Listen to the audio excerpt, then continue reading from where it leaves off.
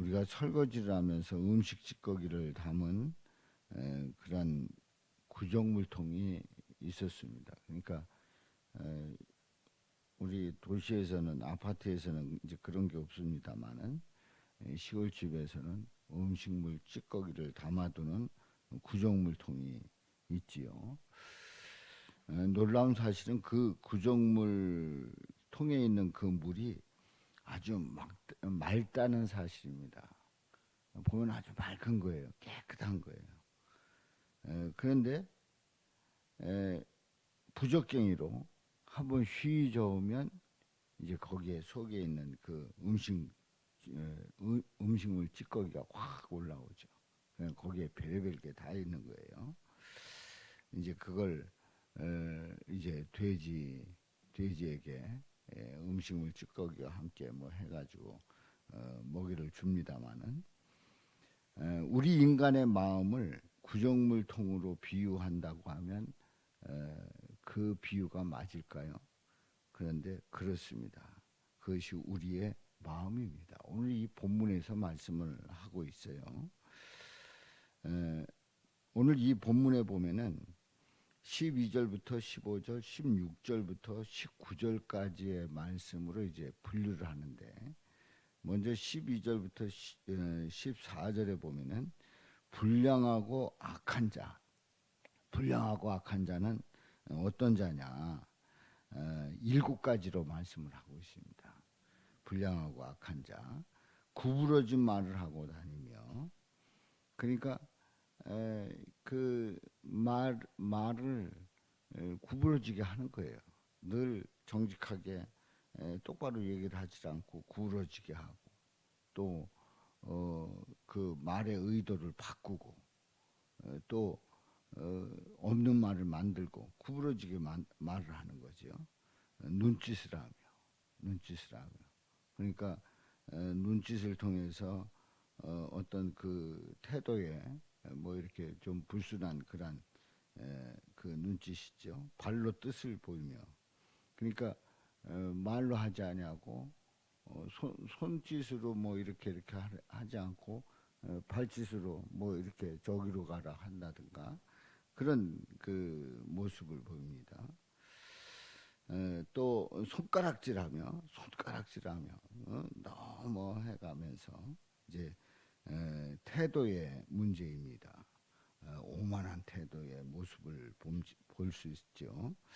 또 14절에 보면은 그의 마음에 패역을 품으며 좋은 마음이 아니라 패역을 품고 항상 악을 꾀하며, 그 꾀한다는 일이 악을 꾀하는 거예요. 그리고 다툼을 일으키는 자다. 7가지. 구부러진 말, 눈짓, 또 발로 이제 뜻을 보이고 손가락질하고 마음에 패역 품고 악을 꾀하고 다툼을 일으키는. 그래서 이제 그 다툼을 일으켜야 자기 그 존재감을 알리게 되고, 또 자기가 본인이 이런 사람, 나는 이런 사람이다, 이런 어떤 자신의 영향력을 나타내고, 그리고 그 모든 것을 내 손안에 넣을 수 있는 거죠. 그러니까 다툼 자꾸 일으키니까 그 다툼 일으키지 않게 하려고 자꾸 어떻게 하다 보면은 이제 어그러지게 되는 그런 결과를 가져옵니다. 그런데 말이죠. 15절에 보면은 그러므로 그의 재앙이 갑자기 내려 당장 멸망하여 살릴 길이 없으리라. 그 결과는 재앙이고 멸망이라는 거예요. 그러니까 앞에서 얘기하는 불량하고 악한 자의 이런 모습이 좋은 것 같고, 뭔가 자신의 존재감을 알리고 또 자신이 이런 사람이다 하고 어떤 나름대로의 영향력을 끼치고, 그래도 그 결과는 재앙과 멸망이다. 결국은 재앙과 멸망이다. 이렇게 말씀을 합니다. 또 16절부터 19절에 있는 말씀에 보면 여호와께서 미워하시는 게 있대. 미워하신다고 하는 것이 이제 또 다른 표현으로 그의 마음에 싫어하는 것이 있다는 거예요. 17가지가 있다는 거죠. 그래서 17절부터 보면은 이제 첫째는 교만한 눈. 그러니까 교만한 눈이라는 건 뭡니까? 모든 것을 교만한 그런 자세에서 모든 것을 다 보는 거죠. 그러니까 너희들이 도대체 뭘 하는 거냐? 다 우습게 보이고 다 별거 아닌 것처럼 보이고 또 존중하지 않고 이 교만한 눈. 두 번째로 거짓된 혀. 말을 안 돼. 그 거짓말을 그렇게 하는 거예요.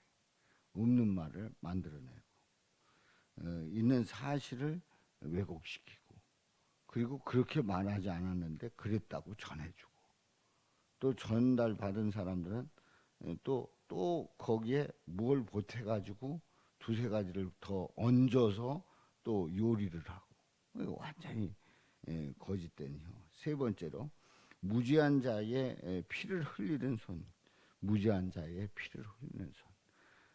묻지마 범죄 뭐 이런 아무 관계도 없고 아무 이유도 없고 그리고 나에게 해를 끼치지도 않고 근데 무지한 자의 피를 흘리는 그런 악한 손이 있어요. 네 번째로 악한 계획을 꾀하는 마음. 그러니까 우리는 악을 자꾸 꾀할 때에 재미가 있고 스릴이 있고 그래야 뭔가 뭐 만들어내는 것 같고 어제 그 신학원 부흥회를 이제 마치고 이렇게 올라오는데 어떤 그 학생이 이런 고민을 하더라고요.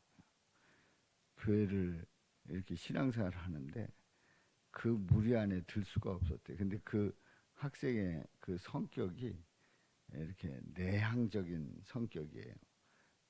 그 내향적인 성격인데 MBTI로 보면은 I에 해당되는 그런 성격인데 함께 이렇게 모여서 뭔가 무리를 지어서 교제를 하려고 하면 꼭 얘기의 결론은 남을 헐뜯고 그리고 남에게 그 상처 주는 그런 말들을 그 안에서 결국은 좋게 시작을 했는데 결국 그렇게 되더라는 거예요. 그래서 그게 싫어가지고 안 나가면 왜 안 나오냐 그래가지고 결국은 외톨이가 되고 했다는 그런 얘기를 듣는데 바로 악한 계계를 꾀하는 마음. 또 다섯 번째로 빨리 악으로 달려가는 발. 그 발이 악으로 달려가는 거예요. 그러니까 그런데 아주 빠른 거죠.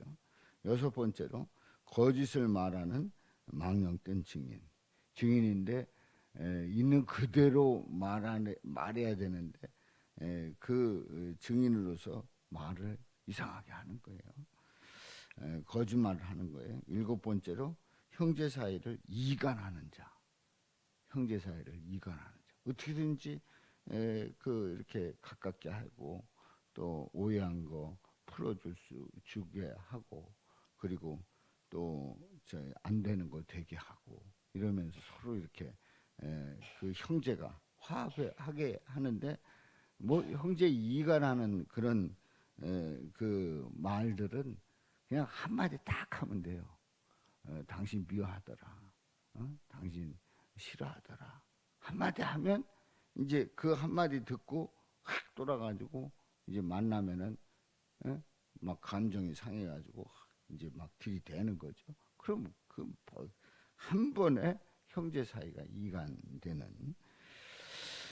자 이제 앞에서 불량하고 악한 자의 7가지 모습과 그리고 여호와께서 미워하는 것, 그의 마음에 싫어하는 것 7가지를 보았어요.